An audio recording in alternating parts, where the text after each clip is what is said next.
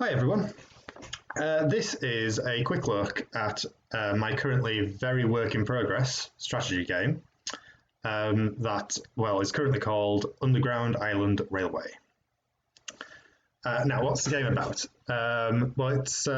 It's focused on two main ideas, and one of them, as you might be able to guess from the title, is to do with building a rail network, and you're building a rail network between this very abstractly represented rail network between various islands on this archipelago. And in that way, it's perhaps kind of similar to games like Mini Metro or Slipways. Slipways I need to play, actually. I haven't got around to giving that a go, but I hear it's very, very good. One way in which it will differ, hopefully, from that is that the idea is that there are going to be multiple factions that are each constructing their own rail networks, and those networks will be in some ways in competition with one another, but in some ways they will sometimes be complementing one another as well. So I'm hoping that will be really interesting. That isn't in the game at all at the moment, so I won't talk about it too much. But I am looking forward to getting that done. So the other idea that I should move on to quickly is basically trading goods and services across this rail network that's being constructed by your faction and by other factions in the game. And trading is conducted via an auction that is held every turn in the game. Fortunately, I have actually I have worked on the auction a bit. Wouldn't go quite as far as say it's finished, but that's kind of one of the things I've been working on. And I'll just set it off in the background. It won't make very much sense. I've massively slowed it down, but I'll just set it off, and that'll give me something to talk about. So close bidding. As I say, this game is very work in progress right now. A very crudely represented again. So what you can see here is, as I say, an extremely slowed down auction for just one type of good at the moment, food. Just because it's so slowed down, it's taking it so long. So the idea is that every island can make its own bids on different products, and every island can choose to sell different products, assuming, of course, they possess those products on the island. And as the player controlling a given faction, you can choose to set the bids and set the sales of any islands that you control, that you own.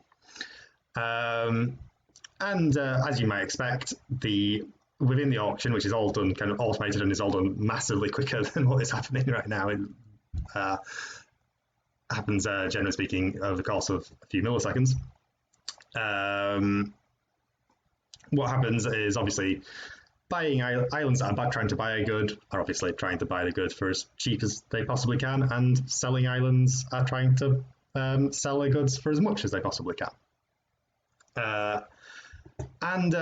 The other kind of wrinkle, as you might expect, is that it costs varying amounts to transport goods across the rail network that you and the other factions have constructed.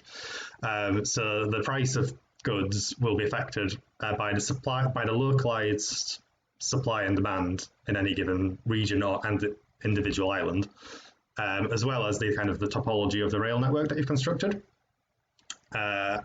So I feel I've massively butchered that explanation. It's not the most complicated thing in the world, is it? But hopefully I'm getting that across. I apologize if I'm not. What you just, as I say, I again massively slowed down. Different islands are making bids and just trying to get the best price they possibly can. So I say that the focus really is on the idea of individual. So any given good might be worth one thing in one island and one part of the map, and might be worth a completely different amount of money somewhere else on the map, if depending again on the topology of the network and the local supply and demand. So it's not this certainly isn't the only game that's explored these kinds of ideas, but as far as I'm aware, I don't know of any game that's gone about it in taking the exact same approach as what I'm going for at the moment. It might turn out that there is a good reason for that, and I guess we'll find out. But yeah, as I say, the hope is that this is going to be quite a short project that I'm going to make over the next few months, and I'll be aiming to do updates once a week, thereabouts. And yeah, thanks very much for giving me your time if you managed to get through this all the way to here. And yeah, I'll hopefully see you soon with more updates on the game as and when I can get to it, which I'm really going to attempt to get updates out every week.